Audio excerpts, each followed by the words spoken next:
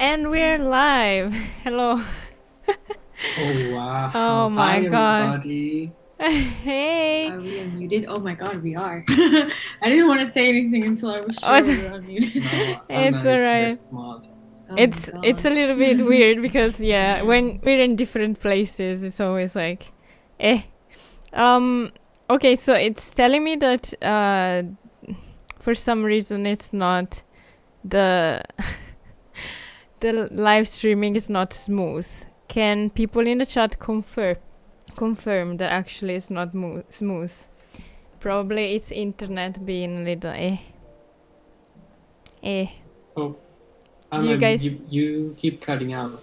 We Wow. can't hear you. Amazing. You are frozen. That's good. It's my internet probably that is got a little bad. Okay. Let's just wait out like 1 second. Yeah, I think it's a little better now. Is We it? can hear you, and we're watching the stream also on another one. It looks Yeah. a little better now. OBS is telling me that it's not smooth. So usually when this happens, what I do is I close the stream and I redo it. Let me just check if we can do anything else about it. Let me see. Brooke says it seems fine to her. It So seems it's probably on fine. your end, Anna. Yeah. I mean, I hear you guys fine. It's mostly let me just do something real quick. Ihihihi. Yeah, because I cannot choose it's just so it's fine. Is it fine? Yeah. Okay, it says Brooke it's says fine now. Okay. OBS now it's happy and everything seems fine. Alright. Okay. Yeah. Alright. Hi everyone, how are you? Tell us how you are down in the comments. I can or- start. I am tired, but happy to be here. You're welcome. Yeah. Who is not tired nowadays? Like for real though. Honestly. It's a consistent mood. Yeah. Yeah. Which is why we're talking about burnout today. Yeah. So maybe I should do a little intro. Hello, friends. Welcome back to Gladly Global, where we, the 3 kids on this channel, and also our great team behind us, we have lots of teams and members behind us, also making content and writing articles for the magazine and all different sort of stuff. And this is our new series where the first Saturday of every month we get together, us 3, and maybe some other guests or something like that. We talk about topics, polyglot topics, language topics, and we get a little bit off topic because this is kind of one of our most direct ways to talk with our followers and kind of just like chill with you guys, you know. One of the things that I'm wondering as well is if you guys have any ideas, like things that you guys want to hear in these polyglot talks in the future. You can let us know, leave a comment somewhere, or send us a message so that we know we can make cool stuff for you, cool chats in the future. Yes. So- You can also write in the chat here, of Yes. course, if you have an idea. If Yeah. something strikes you during the live stream. We're gonna note it down. Oh, yeah. Amazing. Okay. Big time. Oh, by the way, so let's introduce ourselves. Like, maybe there are people that don't know who we are, and they're like, "Who are these people?" Okay. Oh yeah, that's Good true. point. Do you want to start today? You can start. You're the boss. Okay, see, yeah, you know, everybody depends on my fat mouth to keep the energy going. But No. So, hi, I'm Ray, Teresa, but my nickname is Ray. And here I started Gladly Global, and I love languages. I love creative things. I think we all do. Currently, I speak Korean, Japanese, Jamaican, and English to somewhat fluent level, and then I'm studying Mandarin and Swedish right now, and Spanish. I used to be really good, but now I don't remember anything, so I don't include it in my immediate list, but it's on the list. And I'm living in Sweden, Yeah. And I'm from Jamaica. Nice to meet you. Should I go or do you want to go, Anna? You can do 𝕚𝕚𝕡. Okay. Did. Hi, I am Elmo, and I only speak 3 languages, which is, I think, the least of anyone on this channel. But that's fine too, because we're all our special little snowflakes. And I am my own snowflake in the sense where I am me, and you cannot be. I say dumb things, and I make rude comments to people on the internet. Don't say that. No rude comments. You didn't say which languages you speak even. Japanese, Swedish, and English. And I also kind of study Mandarin and Korean sometimes. I see. I am here.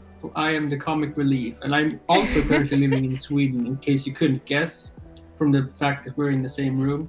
And I am studying. I'm a university student learning how to teach English to speakers of other languages. There we go. Amazing. All right, it's my turn. Great. I am Anna. Hello. I am from Italy, and I am in Italy at the moment. I can speak Japanese, English, and Italian, and I've been living in Japan as well, so Japanese doesn't have any secrets for me anymore. I like to think that. No, for sure, there are many secrets that I don't know about. But I like to think that I'm fluent in Japanese, which is kind of cool. I'm learning Swedish and Korean mainly at the moment. I'm also interested in other European languages like French and Spanish, but I'm leaving them for the future. I would love to learn all the languages that I can at the same time, but it's not practical or realistic, so it's struggle. Which is what we're going to talk about today. Yes. Once That's again. very much on topic. Yeah. I mean, like I said, I'm definitely the number one, so maybe I have the most quote unquote impressive language track, but can I say that the more languages you learn the harder it is to keep them up, as well as the easier it is to get bogged down by a million bajillion words. Like it's a struggle, and I think we don't talk about enough how your brain changes and how you interact with languages after you actually speak a lot of languages. Because everybody wants to be a polyglot, right? No one wants to talk about what it's really like to be a polyglot. Just they want to be like they want to just like add different personalities. Like, okay, let's pretend that I'm also from Italy, and I'm also from here, and I'm from here, and I can just do everything separate from it. Monolingual myth. Yeah, right. Monolingual myth. Yeah. I like, the more I learn languages, the more I forget my own languages. Like, not only the ones that I learned, but also my own native language. And I think that's very relatable, because all the time I'm like, I want to say this, but the Italian word doesn't come to me at the moment. And I'm like, I need to search on the dictionary the word in English to find the Italian word, which is very, very, I feel very ashamed. My Swedish is the same. Yeah, I mean, I feel like I don't put myself in enough situations that make me think, oh, I don't remember this in English. I mean, it happens to me a lot, but I guess, I've been studying languages for so long. I started when I was 13, and maybe I'm used to not having the hugest vocabulary in English. Maybe it's not so strange for me, so it doesn't surprise me when I don't remember something, because in general, my memory is not that great. Like, that's another misconception, that like to be a language learner, you have this really great memory. Memory is my worst skill set of a language learner generally. So I have like the worst vocabulary in every language, including my native language. But and it doesn't faze me anymore. I'm like, yeah, I use baby words, so what? You want to say something to me about that? Edgy baby. Edgy baby, yeah. Yeah. No, I tell you. Yeah, no, I was thinking like, the thing, like, it's not really much that you forget the word, like, that word exists and you're like, I have it, but it's like, it's easier to have the concept in your mind, and then like finding the word in any language is like that's the part that takes like your energy out, because you have everything in your mind, everything is very clear, and then when you have to actually speak it or write it or whatever, that's when you're like I can't. Yeah, like I know this, but that's the one thing. That's the one thing, because I used to write an essay so fast. Like I could write a full essay. I could blink my right eye and the essay would be done. But like now it takes me a lot longer to write than it used to, but considering that was a really good, like a strong skill I had. And I'm seeing in the chat that Sylvian asked, are polyglots more forgetful in general? Like not just me. Sylvan. Because the language parts that overtakes the cognitive part of the brain. So actually, there is something. Question. Yeah, it's a really good question. I was like, not a bad job over there, Sylvian. Sylvan. It's Sylvan. Sylvan, sorry.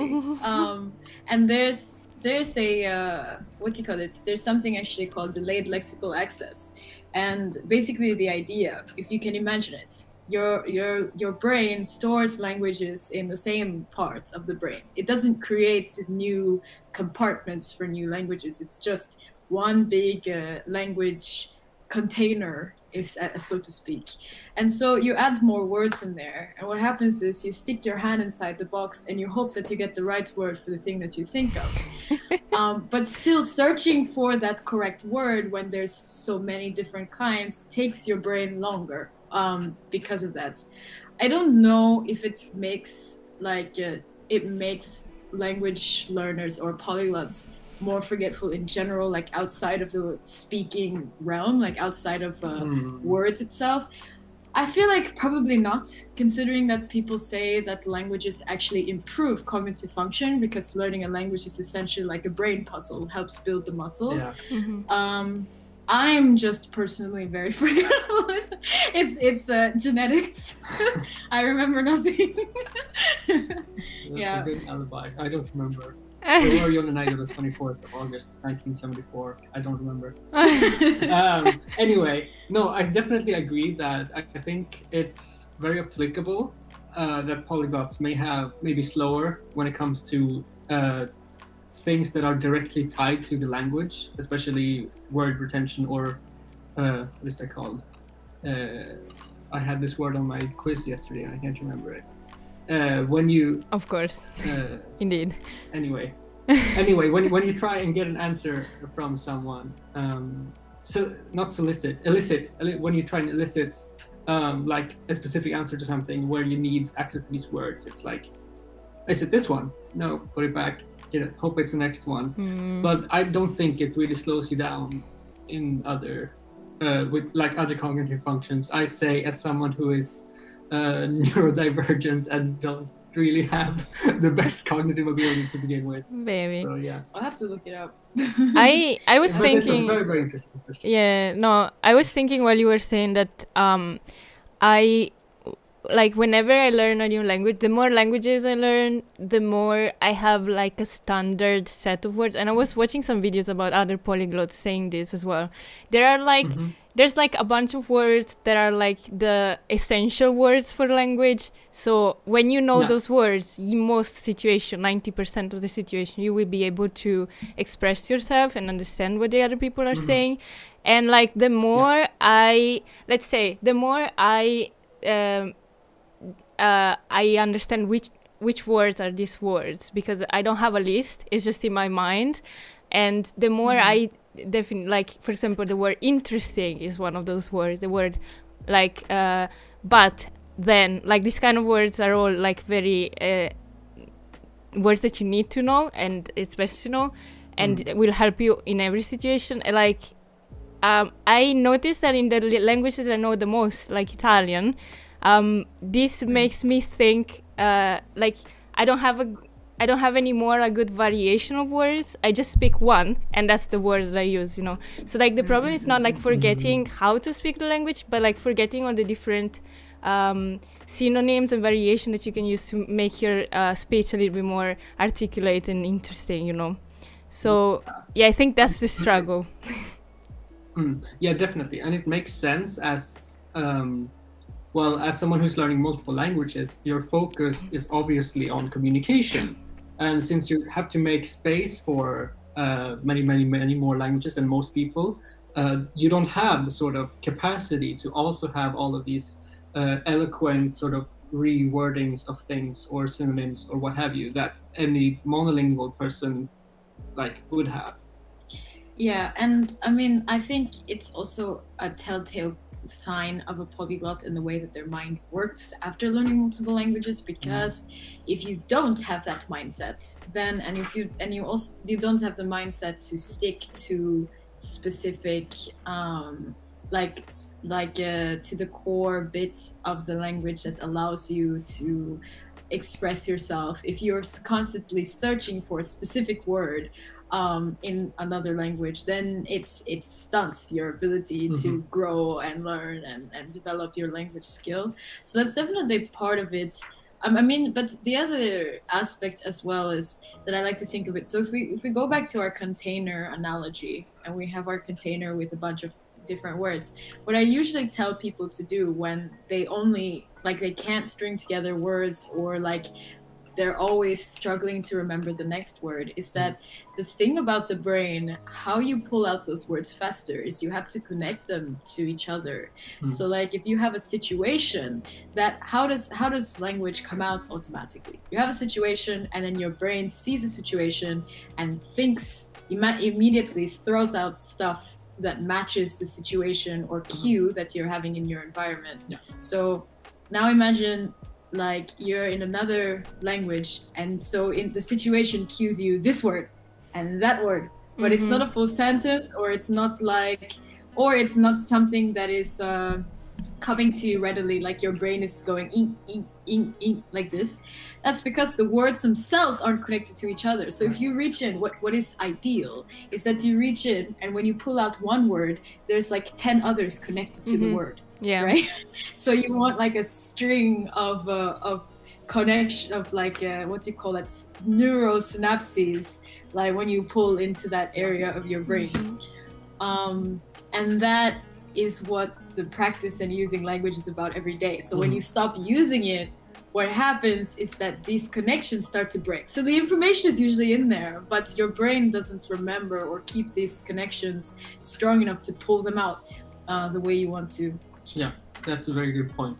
So takeaway for all of you language learners out there, memorize vocabulary in chunks and not single word, and make sure it's context based, so that you know in which situation you would use this. Or if it doesn't have a practical application and you don't see yourself using it, don't remember it. Yes, you said it. Don't learn it. If you don't, if you don't know how to use a word, or when you could use it, just don't learn it.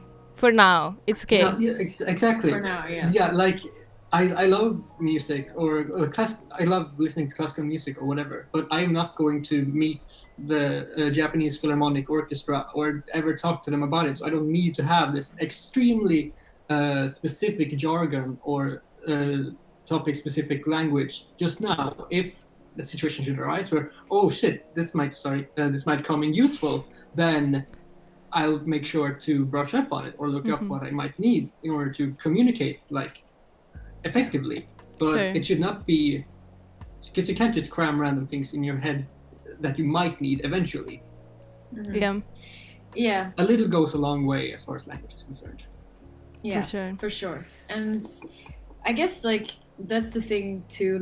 One of my students told me that their main goal was to speak and understand their friends and stop feeling so uncomfortable in English. And then I asked them, how do they want to do that? And they were probably more vocabulary, brushing up grammar. And I was saying, vocabulary is something that you're supposed to learn when the situation arises. So if you're in a business setting, for example, of course you can preempt that. But the best way is you have a presentation about XYZ, and you need the words in order to explain what you need to present. You'll remember that and then you'll use them, and it'll solidify.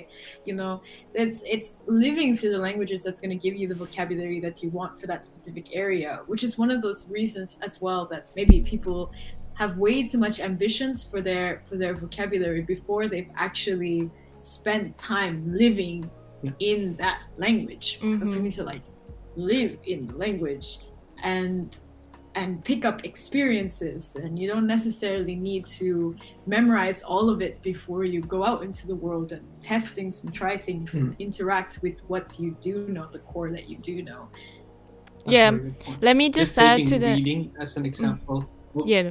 No, go ahead. Do it. Okay. No, I just wanted to add to that the best way to remember vocabulary is when you're like in a conversation and you're like, "Frick, I want to say this, but how do I say this again?" And like when you're in that situation that you're like, there's like this tension that you want to say something but you don't know how, then when you learn that word, like you can either ask or look it up or whatever. When you learn the word in that situation of tension, you will forget it very like hard, like you won't forget it after that, because like you were like your brain feels the tension situation and then it's like, okay, I need to remember this, snap out of it a little bit and be like, all right, this word, remember it, you know, so you don't feel that kind of discomfort feeling anymore.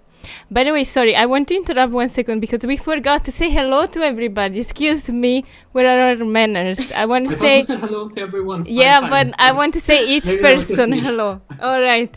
I want to say hello to Sylvan, who already asked a question. Thank you very much for that. Ask any question you want. Don't worry. Tanya-chan, hello, always here. I see also Aisha-chan. So cute all the time. I see Brooke Aurora-chan, hello. Michelle is here. Hi, ciao baby, come stai? How are you? And also Yubi-chan as well. Hello, how are you doing? New person on the server, I remember. And who else is here? Let's see. Are there other people? I see me and Ray writing on the chat, like trying to sneak into it. Let's see. Ray-in-chan? Rin is Yubi-chan. Sorry, I say Chan to everybody. Yes. Came to the server very recently. And okay, let's read a little bit of the things that you wrote. Jazz. Hi, Jazz. Hi. Hey, Jess-chan, hey. Brooke is Aurora-chan. I already struggled remembering English words before I started learning another language. Now it's even worse. I mean, yeah, that's what we're talking about. Relatable. And Tanya-chan said, I saw a vocabulary sheet on opening a bank account for Japanese, and I was like, I probably never open a bank account in Japan. These words are useless for me right now.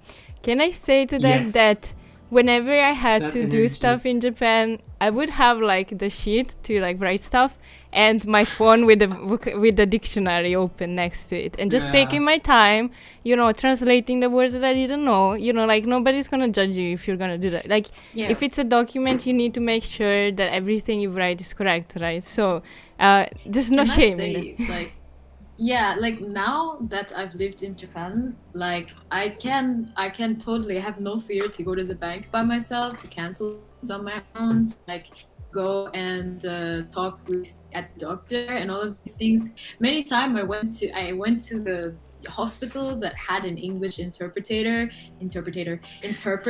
just in case, and I didn't need them. Like I didn't need them. I would end up talking, they're like, "Nihongo shaberu jan," and then they'd be like, "Oh, but you speak Japanese." And I'm not gonna speak English, the hell. And so like I didn't have the specific vocabulary and I was worried about it, you know. But actually, as long as you speak basic Japanese, you know, or comfortable Japanese, it's the same difference as if you were a young teenager or something. You don't know the word yet, you look it up. You need to say something, or you know you're gonna need to say something specific, like okay, open an account, or okay, hikidasu or something, I don't know. And then you learn those words in the moment, and because you end up using them, you never forget them. It's almost natural, like you barely have to study them, no Quizlet involved. So why waste an hour, like way separated away from that situation, waste an hour or 2 hours trying to memorize that, and then forget it because you're going to forget it since you don't use it, and then have to look it up again when the situation actually arises. It doesn't make any sense. I mean, one thing, like we were saying yesterday on my live stream on Twitch, by the way, follow me on Twitch, no, just kidding, that Katsuya sensei, who is my friend who lives in Tokyo, said, it doesn't matter to have perfect vocabulary as long as you have good grammar and be able to express yourself, because I was thinking, like, if you don't know how to say bank account, for example, right? But you're like, I would like to make, wait a second, I don't remember the word. Can you wait a second? Like, if you can say those kind of things and maybe search on the phone and be like, oh, this one, I need to make this one. Can you help me? And you can say all the things that are like, as, like around that word. The person won't feel uncomfortable with you because they understand that you're foreigner. They understand that you don't know that word specifically, but they know that you can communicate in a way, So you don't have to be too uncomfortable when you don't know a word. Just learn how to be like, oh, wait a second, I need to research this, I don't remember how to say, or do you know what this means in English, like, or something like that, it's it's those are the about things the to say. Vibe so much more than it's about, and that's one of the reasons why, even though it's true that an accent is okay, it's not something to be ashamed of, but the flow and the intonation and the way that you use the language is probably the most important aspect of communication itself, because then no one will question you. Like, I know that anybody studying Japanese or Korean will know that if you can say hello in like a native accent, everyone is like, you're in, and that's really all you need. Obviously for other languages it's not exactly the same, but depending on how many foreigners or how used to they are when foreigners speak in their language. But it's the accent that makes people think, oh, thank God, okay, I can speak with you. Or the pronunciation rather, not the accent. And so it can be really important to just focus on the feelings, because like even if you're searching up a word, they don't have to know you're searching up a word too. You could also be like, ちょっと待ってくださいね。で、少し調べてみますとか、私、目的はね、ちょっと私、I always forget things. Or you can say something like, sorry, 1 second, what did I want again? And you could look. Even that, you don't even have to make it seem like it's the word itself you forgot. Yeah. You could be like, dang, what specific kind of account did I want to open? Or like, what's, there's lots of ways to go around it. As long as you sound like you're in control of the situation, no one will question you and your language ability, right? Yeah. Or care to, for that matter. Yeah. In that case, like, I would write a list of words and I would put it as my background, like lock screen background. So I would just have to do this and see the words. Yeah, maybe like role playing in your language at first and be like, okay, do I know how to say that? And maybe just put down the words that you don't know yet, but maybe you're gonna use, could be a good idea. But like, yeah, so like all these things that we're saying, like they connect with the topic of today, which is language burnouts, because it's like, what is the most like, I think for me at least, the thing that makes me burn out the most, can you say that? I don't know.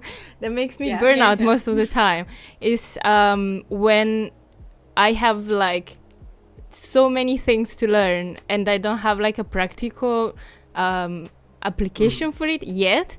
So I'm just like, learning, like putting information in my mind, like so much, and I don't see the end of it. I don't have how to say, I don't have a goal. Like, for example, right now, many people cannot take language certifications, right? Because they are cancelled because of coronavirus. So it's hard to have a goal for which you want to learn all the stuff that you're putting in your mind.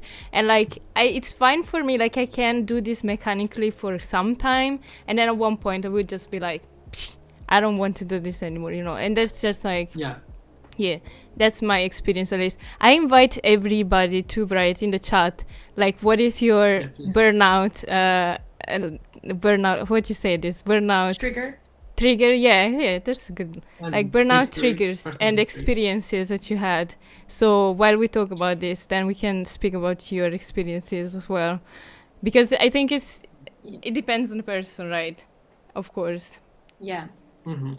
I mean, yes, exactly. I mean, for me, my burnouts generally, when it comes to language, generally comes from reading actually. So I don't, when it comes to speaking, I really enjoy practicing any kind of like open speaking communication aspect. So I can watch YouTube for days and write notes and do vocab lists and do active learning when it comes to native speaker content. But for me, when I have to read or use a textbook 20 minutes in and I'm like, my brain is hurting and I want to stop.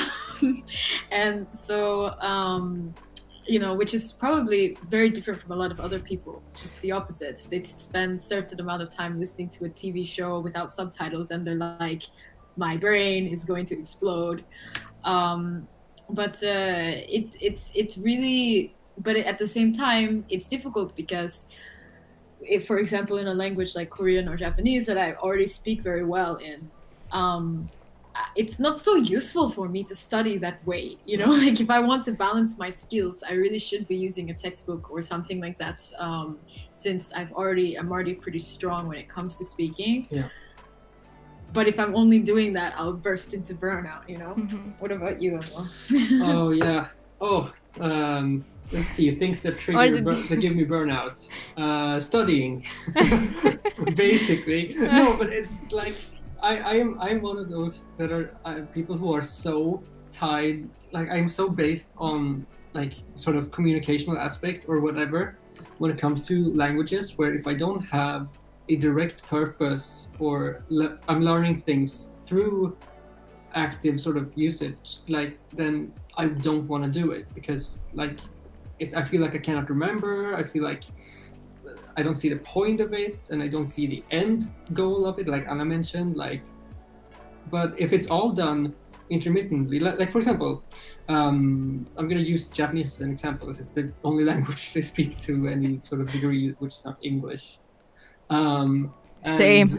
I basically learned all of my language, my Japanese, by talking and chatting with Japanese people, and then make it like, of course, and they language partners and so on through apps like HelloTalk, and of course we have our Discord server, so you should use that. Oh yeah, Discord server. Join it. Yeah, join it. It's in the description. Anyway, yeah.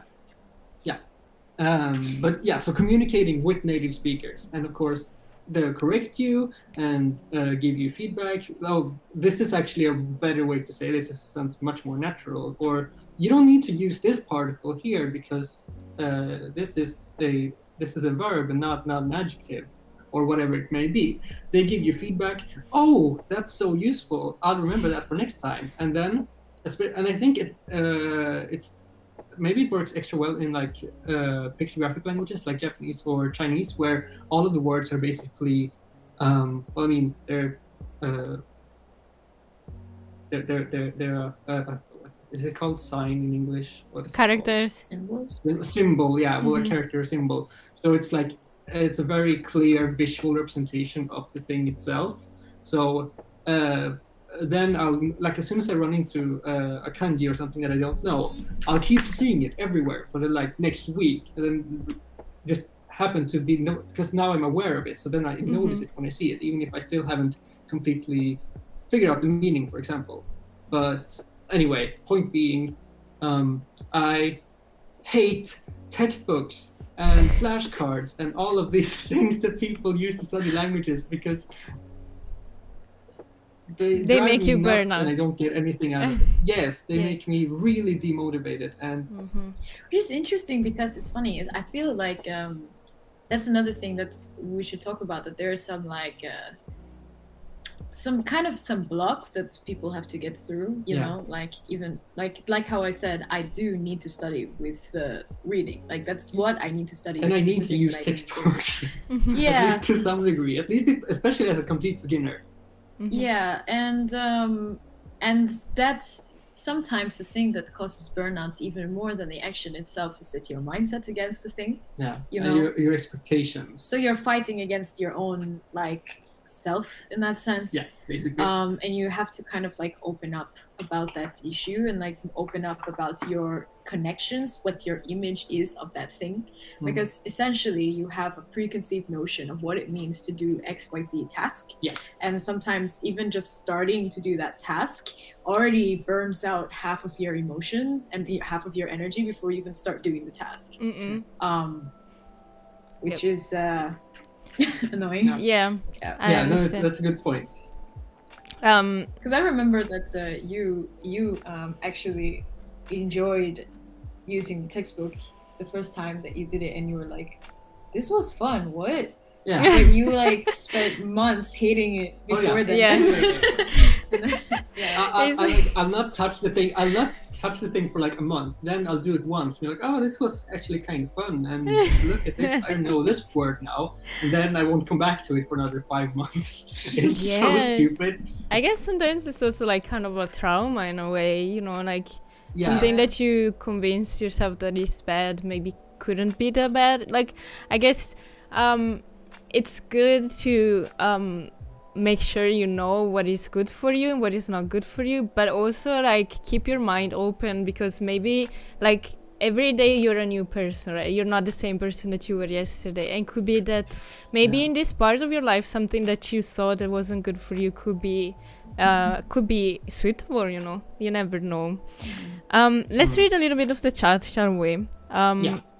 Sylvan says, well, I was in Germany and I had to talk with someone that actually had an accent, which made me like, all right, I'm not good at this at all, which made me quit the language for a while. I guess you're learning German, because I know he's from the Netherlands.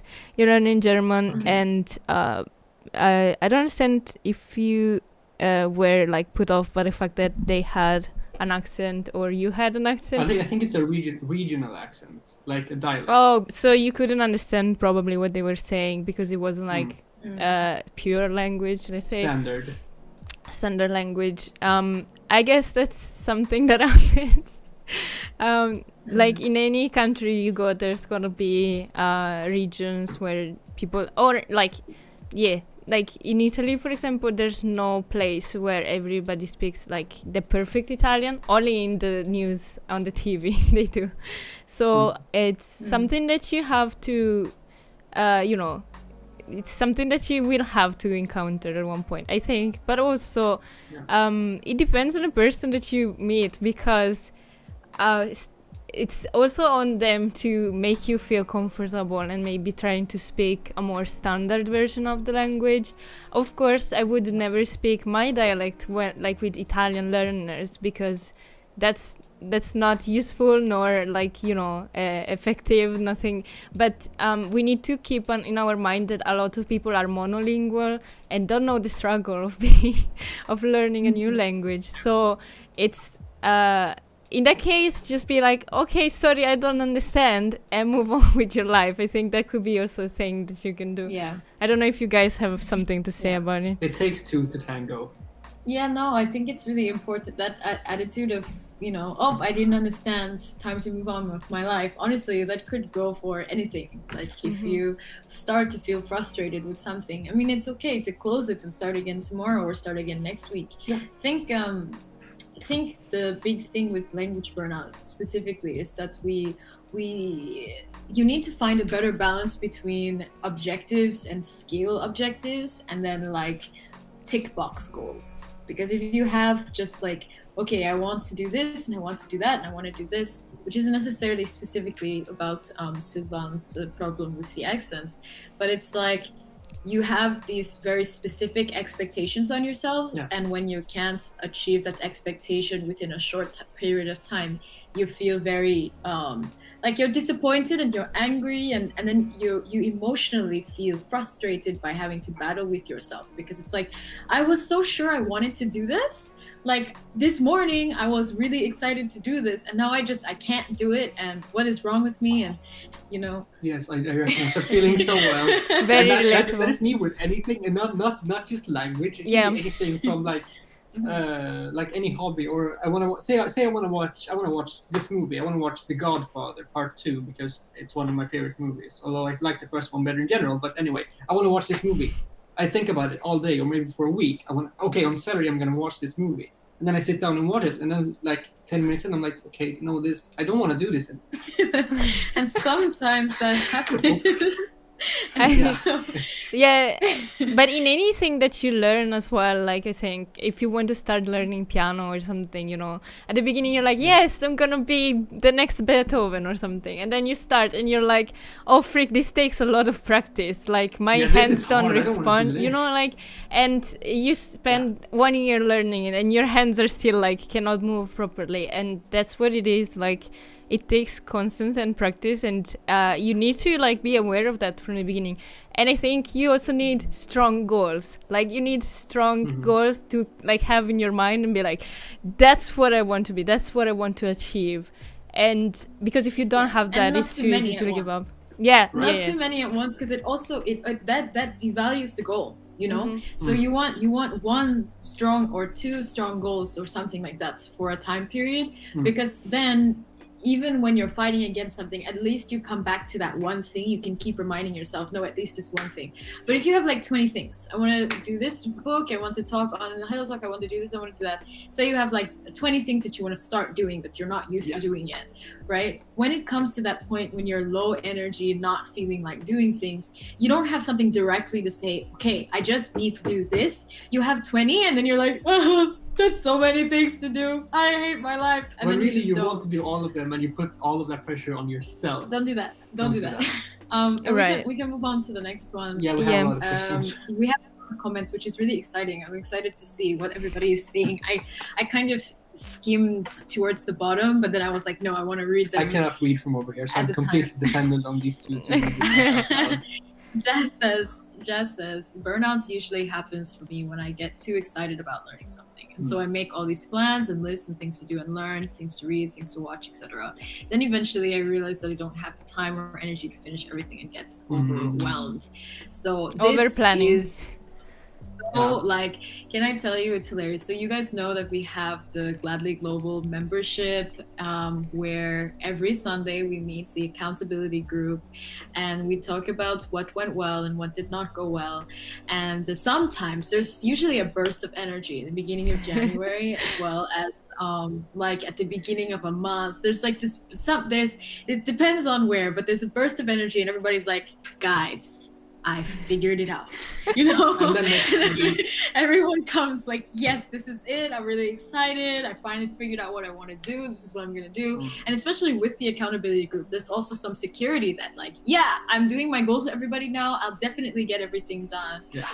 And it's the exact moment, me as the coach, the exact moment where I go, next week will be burnout week. Like, you know, it's the exact moment when I know. And Anna has actually done this before. At the very beginning of the accountability meeting, Anna was like, yes, these are my goals. I want to become B2 in like 20 different languages. And I was like, no.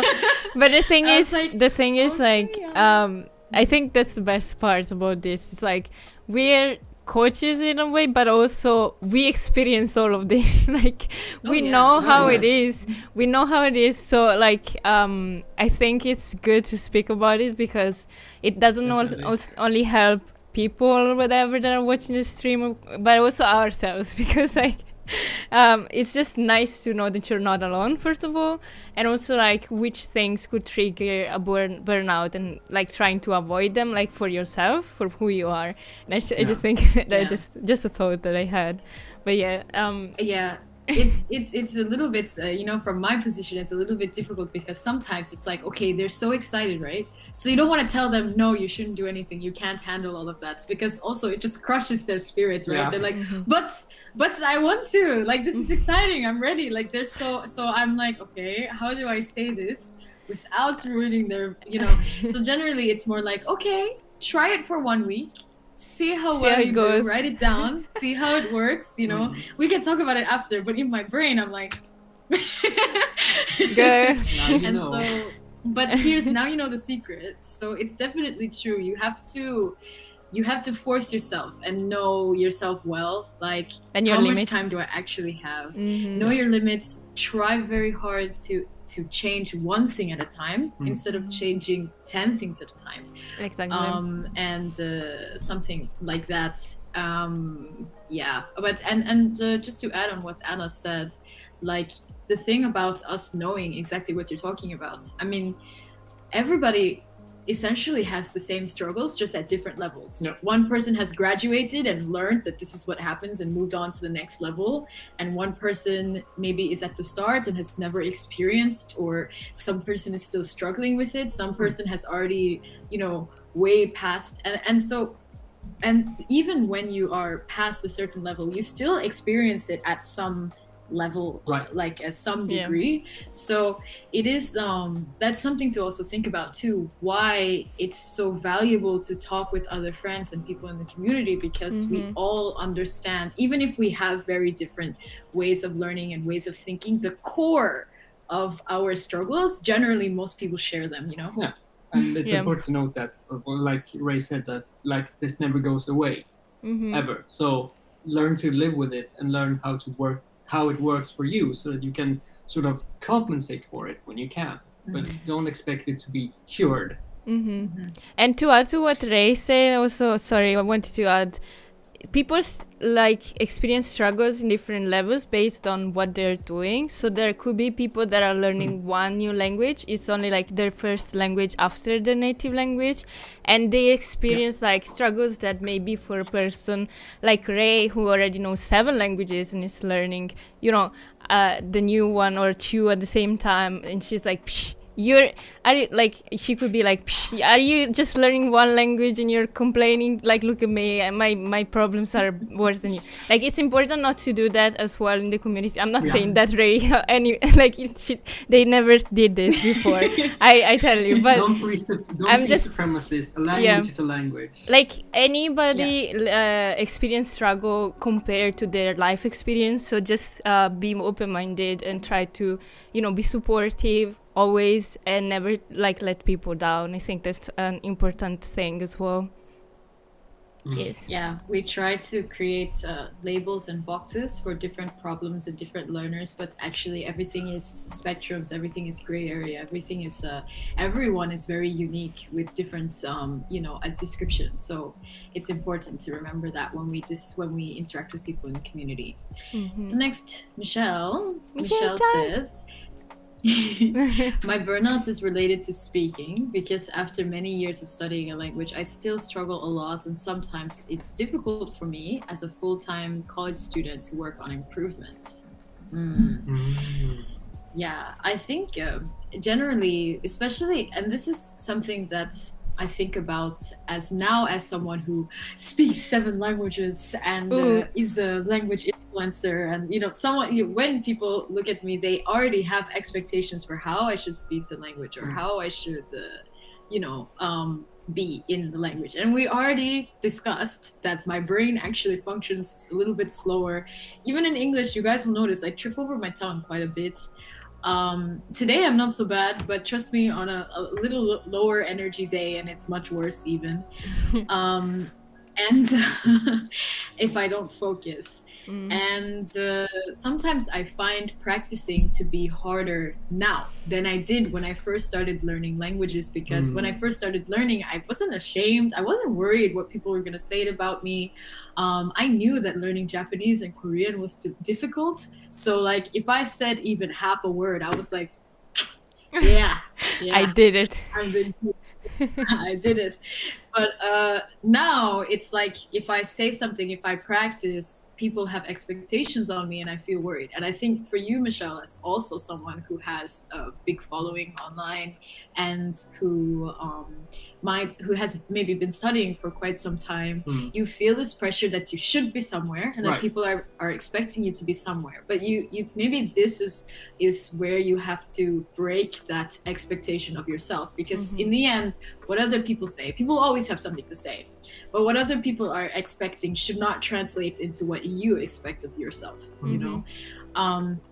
And practicing speaking will become more fun if you have the expectation of, say, for example, we were just talking about this yesterday, but like we using the terms like B1, B2, or some other scale, it really simplifies things way too much because you can be, for example, B1 in speaking, but then C2 in writing, or like A1 in writing, but like B2 in speaking.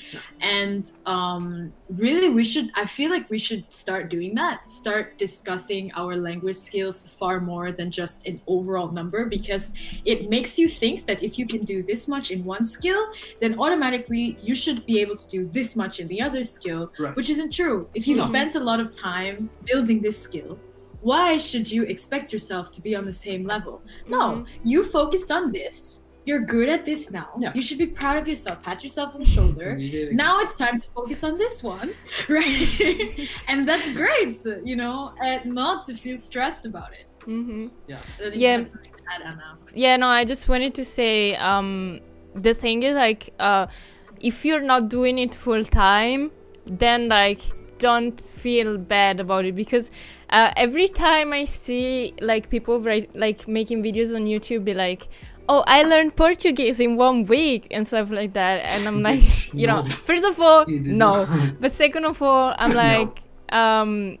like, you know, I do many things in my life. I go to school, I do Gladly Global project, I do this and do that, and language is one of those things. I give the language the space that I want to give to it, and it's good not to compare your progress to what you think the progress should be like.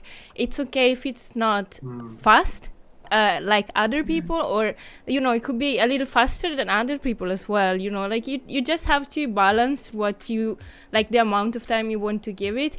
And like the point is, in fact, like if you push yourself too hard because you want to improve that fast because other people improve that fast, that's when the burnout happens, because that's not good for your situation, for your life, for your balance, for what you're doing in every day, you know, like for the actual time that you have. So that's what I want to say. Yeah, no, I completely agree. And we should be way more realistic about how much time that we're doing and be confident about that. Don't let anybody put their expectations on you. Those expectations will also cripple them in their learning. The more you expect, just like we're saying, this is something that causes burnout, because you think you should be this good, then you're not. So when you actually put the energy to practicing, it's very frustrating and you lose energy very quickly. So those expectations that other people also have, that they're putting on you, they will also be the exact same expectations that keep those other people's levels down too. So don't let their you know, problem also slow you down, you know.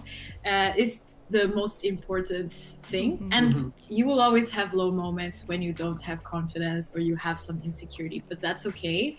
But when you remember these truths and you actually start believing them, like, yeah, this is how a language works, I have no problem, I'm proud of where I am, then even when you are feeling low, you can admit to yourself, okay, this is just a low day, I'm being stupid, I'm gonna close my eyes today, and tomorrow I'm gonna be confident about this, okay? You know, and you can still keep on your journey without getting too frustrated. Of course. Awesome. So I'm gonna move on to Tanya. Tanya says, grammar points that I don't understand, I guess. It makes me feel like I have not the slightest idea about that language, and it just makes me want to stop. Can I answer about this? Sorry. Just because... Yes, you can, but... Yeah, tell me. Sorry, I was just going to keep reading because I think Tanya and Brooke actually replied to each other here to add to what she said, so I'm just going to read it. Maybe listening to native speaker, Brooke says, maybe listening to native speakers talk, I struggle to understand and get tired and discouraged. Tanya says, yes, same. Or listening to conversations of speakers who have learned the language for a much longer time. Yeah, so go ahead, Anna. Yeah, no, I want to say, because I think we were talking about this briefly on my live stream yesterday with Tanya as well. And my best advice for grammar frustration is learn it, put it away, and then like when it will come up in real conversation, in real text, whatever, you will be like, aha, I know this thing, I saw it before, oh, that's how I need to use it, you know, like that's the best way. Like make sure that you can recognize it and you have like a vague idea of what it means, but don't stress too much giving it a meaning when you don't know how to use it yet. Like, my best advice is just like put it there. It's there. It exists, but you need to like learn it by use. So when people say it, you're like, oh, you said that. Ooh, like the Leonardo DiCaprio meme, and you're like, oh, that one, I know it. And that's like, I think the best way to deal with that, for sure. Like, don't like, why can't I learn like that? No. I definitely agree. Learn it through context or usage rather than, I know Tracy's going to disagree with me on this is just my opinion. Don't learn it as like a formula or something, as you like to say, but like it's a piece of something that is independent of other things, especially, or you will get to that stage eventually, but when you're first learning out, just remember it from the context of the sentence and sort of where it goes, what it means in the structure of a bigger chunk of language. Yeah, I don't know why you think I disagree, but like what I mean by formula is just I like to see grammar written out as a formula. So like it's the easiest way for me to understand what should I take off, what should I add, I see. But the thing is, for me, when I learn grammar comes the most easiest to me when it's an Asian language, because it's one step at a time. I should say that it's different. So we have people learning lots of different languages, and both Ada and Elmo are talking from mostly an Asian language perspective when they're talking about learning grammar. But and those are patterns. So it's one pattern, and then that pattern has basically a nuance and usage attached to it. In Japanese and Korean, basically every grammar structure gives you a new thing that you can say, essentially. Whereas in English or some European language, of course, it changes a bit, but majority of them, the grammar is not actually doing anything other than giving you the time or the context, and it's the words themselves that create the meaning of the sentences. So you could say what you want to say, but the grammar could be completely wrong.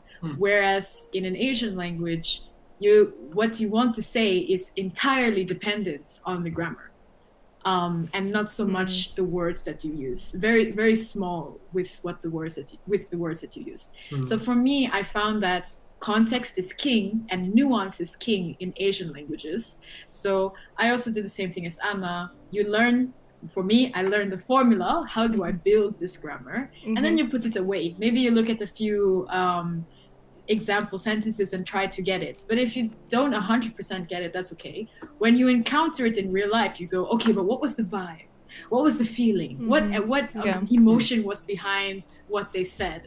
Can I feel why they're saying this thing? What was different from, and by it, like encountering it multiple times, you start to get, okay, so they feel like this when they say it like that, and then it will change. In a Western language now, I can't do that. You actually have to memorize it. Because it doesn't change the feeling so much, if you can imagine. Like if I say to you, well, it does, but it's not the same kind of, like, I could say the same thing a million different ways in English and it would still be correct, but it's just the grammar itself that makes it right or wrong, right? Whereas and so you actually have to memorize it and then use workbooks a lot and function with it. But I think in general, to step away from the technicality of learning grammar, what I end up seeing a lot with my Korean students, because I'm imagining that we're talking about Korean now, I'm not sure. What language are you learning, Tanya? Tanya is learning Japanese. Japanese, okay. Well, it's same, but when you think about a Japanese grammar, it's like I just said, it's translating or expressing a whole idea and not just grammar. So the thing is, you have to think about it in pieces. Also, since the pieces are switched around like this, don't try to look at the whole sentence and understand it.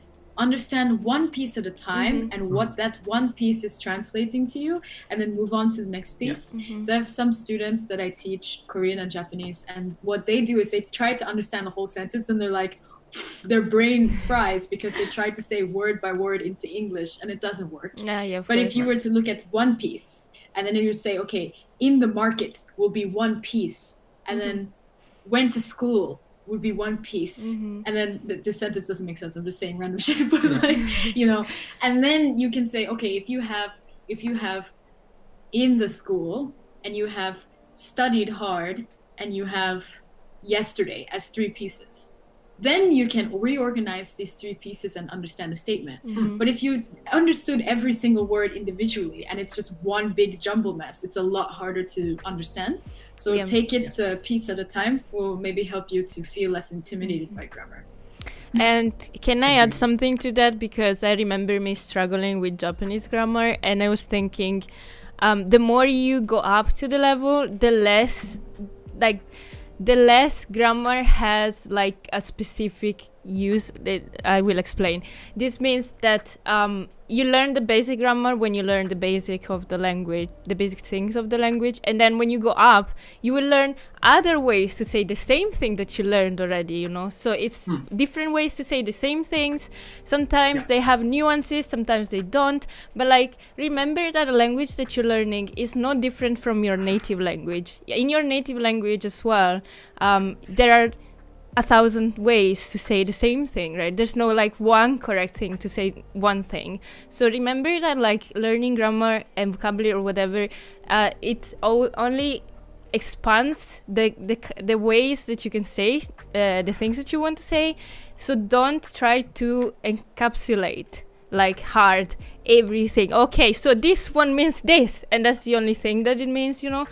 And that's the only word that I will use for that. No, like it's more fluid. It's more like, you know, by feeling sometimes.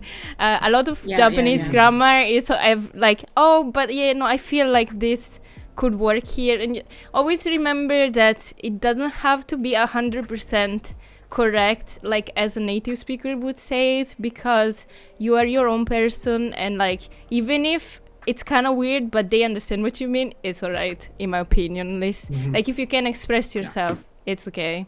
So don't be too hard on yourself, or like don't try to, you know, make a grade with all the things like in their spot or something. It's more like, Can I say that Japanese people always say to me, I love the way you said that. Because it's not necessarily how the Japanese person would say it. Like I come up with some random ass expressions to explain stuff.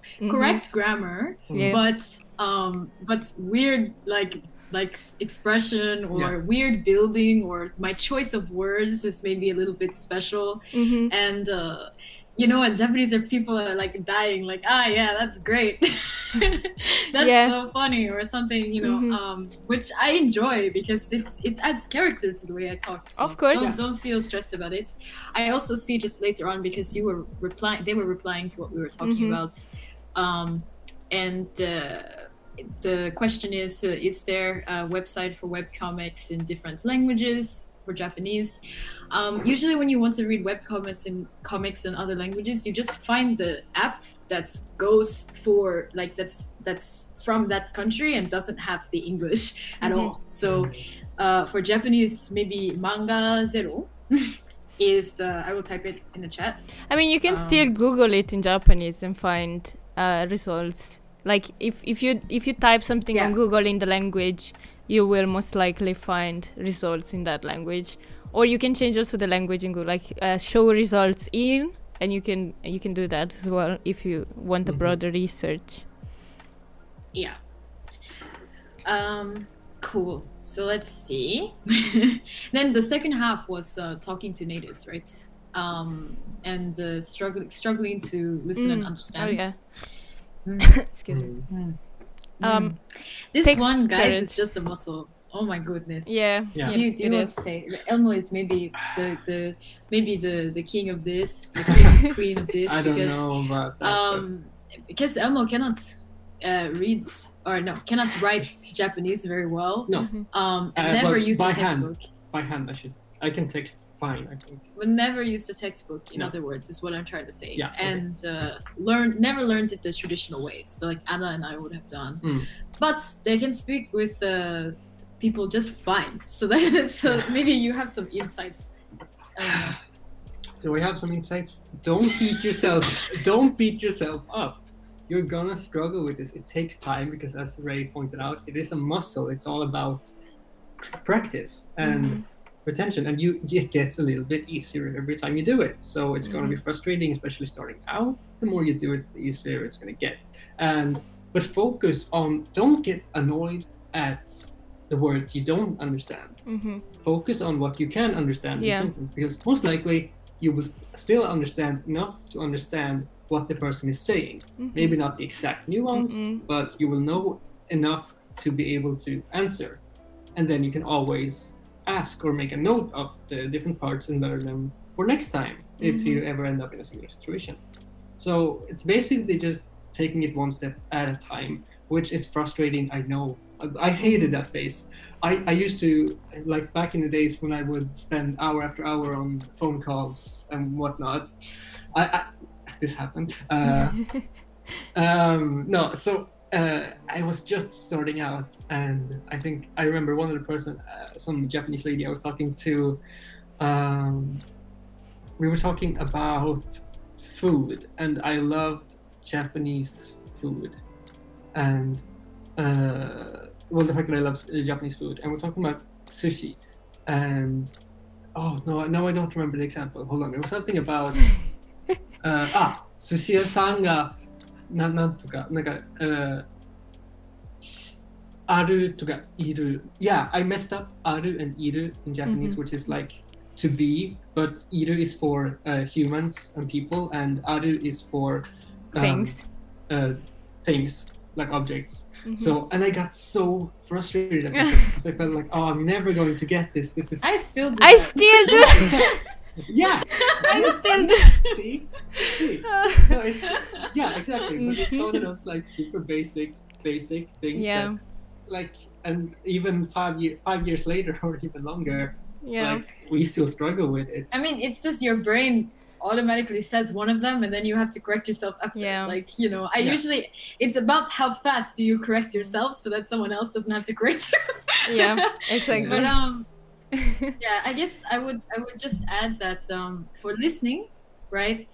Listen, like really listen a lot actively with no subtitles. Yeah. Do that because I mean, if you're on YouTube videos are great for this.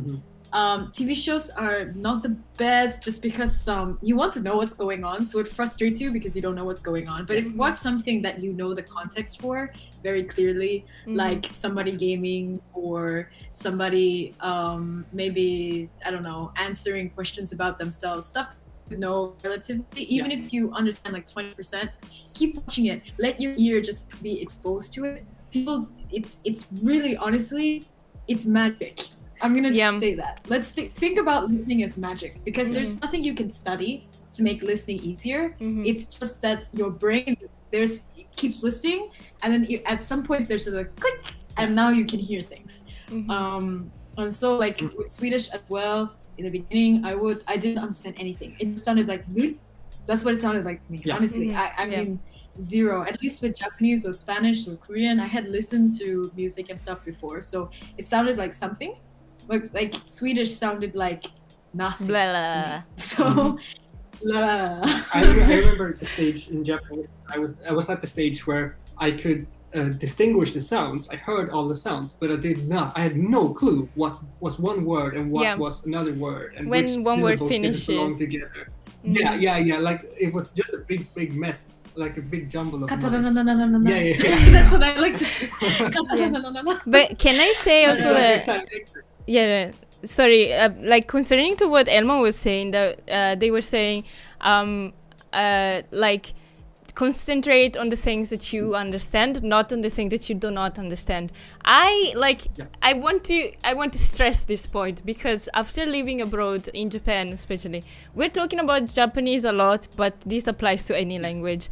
Like I would speak with people and like automatically like just cancel out any word that I wouldn't understand, to the point that like I understand by I understand by context more or less what you mean, but I don't even register that I don't know that word, and so the thing is like, then after maybe I would reply and be like, oh, so that thing, oh wait, what is the name? And they were like, are you kidding me? I just said it. And I was like, oh yeah, like I understood what you meant, but I don't know the word or something like that. So how do you understand? By context. That's the thing. Oh my God. Can I say though, this is why listening is magic.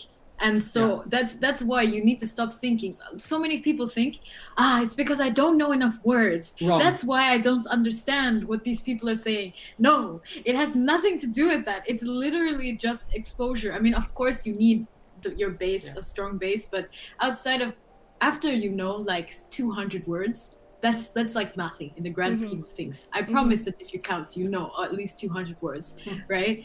If you are lower intermediate or something like this, then you're good. It's the training, the listening. And it's funny because the exact same thing that makes it difficult to understand native speakers when you're an early speaker, like a beginner speaking, is the exact same thing that makes it hard to become advanced afterwards.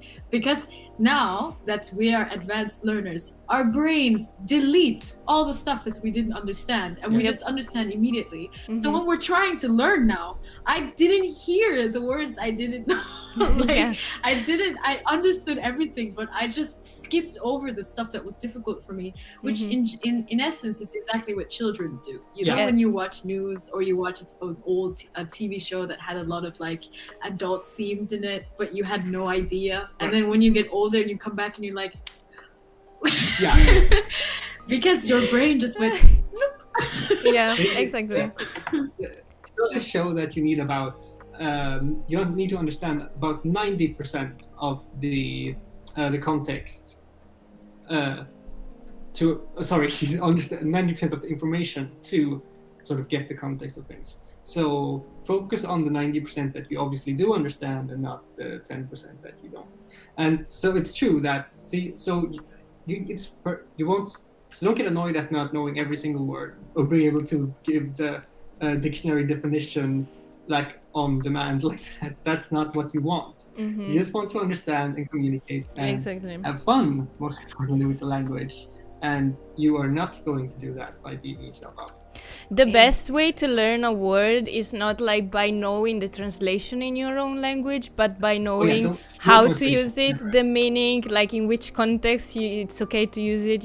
Many many words in English, I don't even know what they mean in Italian, but I know how to use them. Like sometimes people are like, oh wait, how do you say this in Italian? And I'm like, I don't know. Like I just use Translation is not communication. Excellent. I spoke in Italian. I'm sorry. Yeah, no, exactly. That's what it is.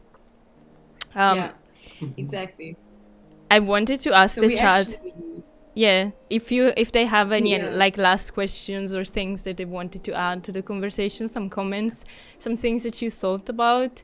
Otherwise, we're here every first Saturday of the month anyways, like for all your questions. And we're always in the Discord. In the Discord, we're there on Instagram, on Twitter. Follow us. It's down here, all the links, everything. So of course you can find around everything about us. We are public figures now. We're everywhere. We're looking at you. No, just kidding. Sorry. I'm tired, so I just start talking like this. This is what doing live streams with me is, by the way. At one point, I just started. Yesterday was fun. Yesterday was a lot of fun. I was dancing. I also, we make videos here. We have the accountability group. We're very much always online, in fact. So if you have any other questions that didn't get answered here, please just save them for the next time or spam our inboxes everywhere. Everywhere. Let's see, Brookshan. Yes.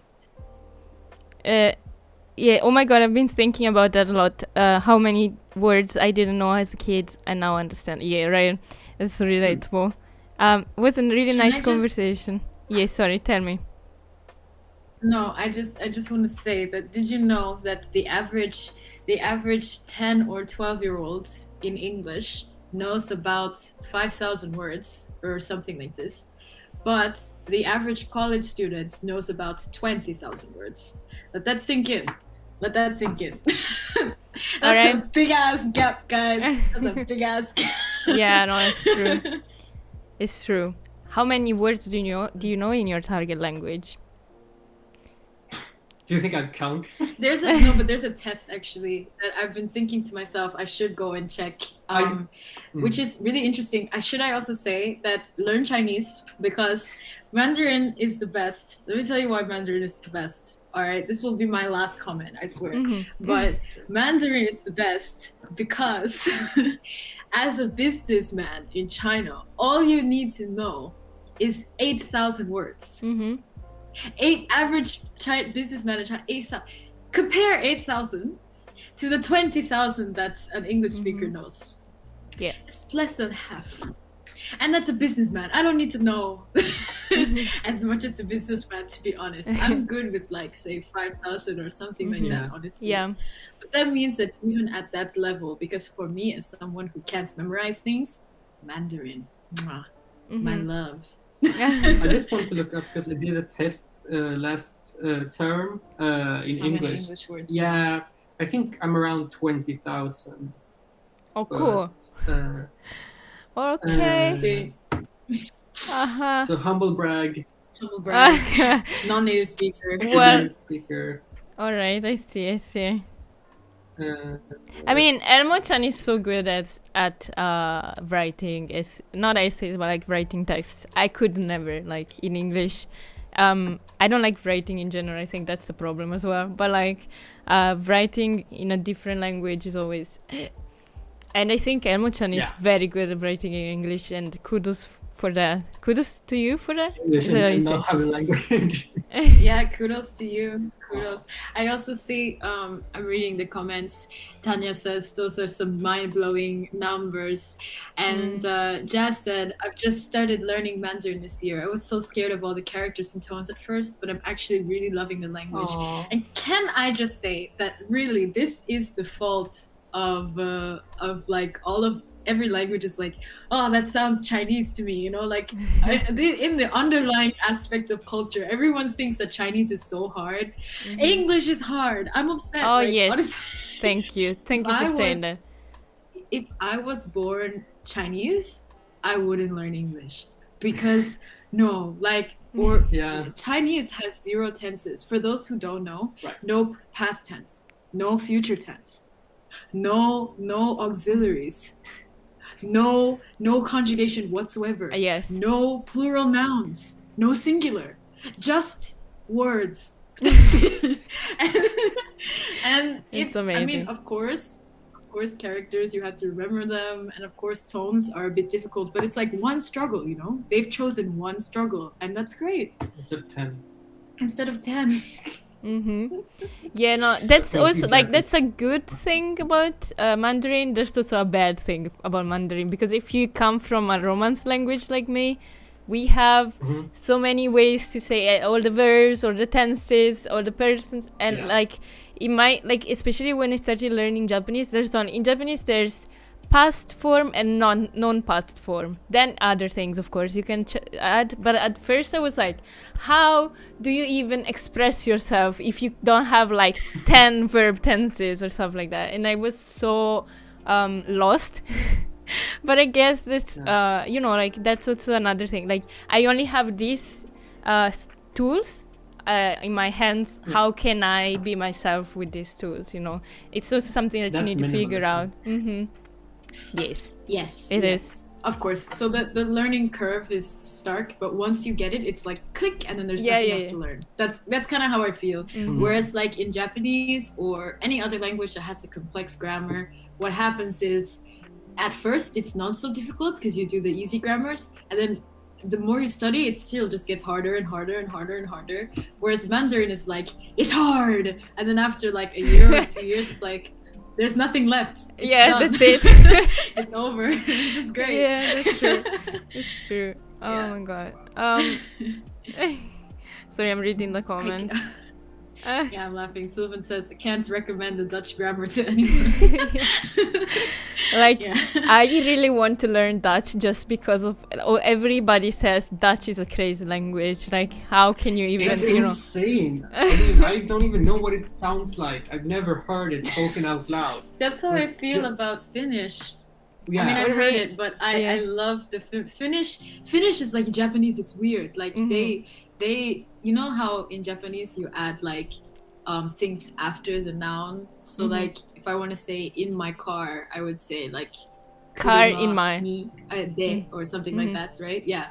So the particle goes after. They do that in Finnish too. So it's like a European language, except it's not. Well, it's not European at all. It's only European by geography, not actually by. Yeah, but and so you add like, but it functions because there's a lot of tenses. There's a lot of it's the same word or it's relatively the same word order, and then you have all the prepositions added into the phrases and pieces, and I was like. Yeah, Finnish is another language that I would like to learn. I mean, do I have any language that I don't want to learn? I don't think so. Good point. Same. Carrie started learning Finnish, and I'm like, I want girl, freak. Sorry, that was loud, probably. But Finnish. I am fascinated by Finnish people. Finnish. Yes. Same. Let's see. I see. Chaz, in what way are there tenses in Chinese? They're like I don't know how to say this in English, but Chinese Mandarin is not. Would you say that in English? Gluten. Gluten? wait. No, it's agglutinative language. That's what it's called. It's not an agglutinative language. So I learned this thing at university. I'm cool. Okay. No, agglutinative language. Agglutinative means that you add stuff to the words. So, for example, Japanese is an agglutinative language like because compounds. Yeah, because you're like taberu, tabemasu, tabenai. So you add things to the words. So you have stems, and then you have a root, and then you have and you can add things to the root. That's what an agglutinative language is called. And Mandarin. We just call it affixation in English. Yeah, no, it's just a technical term to identify it. But like in Mandarin, you don't have that because you don't add. Like the word is always the word. You don't add new. Like you can add other words to the word, but the word stays the word. So that's what it is. So I think verb tenses not in the sense of you add, like an agglutinative word language. You don't add like things to the words themselves. You can add other words to the sentence to change the nuance. I guess that's what is the thing. Yeah, and I'm looking through comments. I think we hit everything, so we can probably. Start to round off the polyglot talk soon. Just to make that final comment about tenses in Chinese, there is grammar, but there are no tenses. There's nothing that marks time. There's things that mark completion, but it's not time. So you still can use the completion in present and future tense. So it isn't, or in the context of present and future, but there are no actual tenses. So it's the things that change meaning that give reference to time, but that's only if you translate it. It's not actually a time tense. Speaking as someone I'm about HSK4, so, and the Chinese background. Okay, that's it from me. All right. So Anna, do you want to round up our stream? Yes, okay. I wanted to thank everybody for coming to this polyglot talk, and I wanted to remind that this is something that we do every month, the first Saturday of the month, 3 p.m. CET time. If you forget, because it's every month, you can forget, of course, we post reminders on Instagram, on Twitter, on Discord server. By the way, if you're not following us or if you're not in the Discord server, you can find all the links in the description down below. And And what else? Check out also our website for the podcast that we published and our accountability meetings. We have a membership for people that want to be extra zealous with their language study and have a group to speak to and to have support each other. And what else? Am I forgetting something? Yes, on our website there are also all the events that we have, like this one, but we also have workshops every month. This month also we're gonna publish our Polyglot magazine. I printed one. Sorry, it's not very pretty, but yeah, I have a printed copy of this one. Is the one that we published on December. Wow. It's amazing. Sorry, these are only pages. Unfortunately, I couldn't do anything else for it yet. And it's just cool. We make it by ourselves. We write all the articles. We do all the graphics. If you want to support us, why not buy a copy? You can find it in our shop, in our website. Link in the description below. I think I said everything. Now you said everything. We do a lot. We do too much. All right. Yeah. Yes, so I'm just gonna end. There's no end screen yet because I didn't make one, so it's just gonna be blank. But thank you everybody for coming, and we'll see you again around on the net. Find us. There are so many places to find us. Yes, this is a Polyglot magazine. Check it out. It's cool. I promise. All right, babies, it's time to go. Thank you again. And we see you next time. Bye bye, babies. We love you. Bye. Ciao, See you ciao, next ciao. month. Ciao, ciao, ciao. Bye. Ciao, ciao.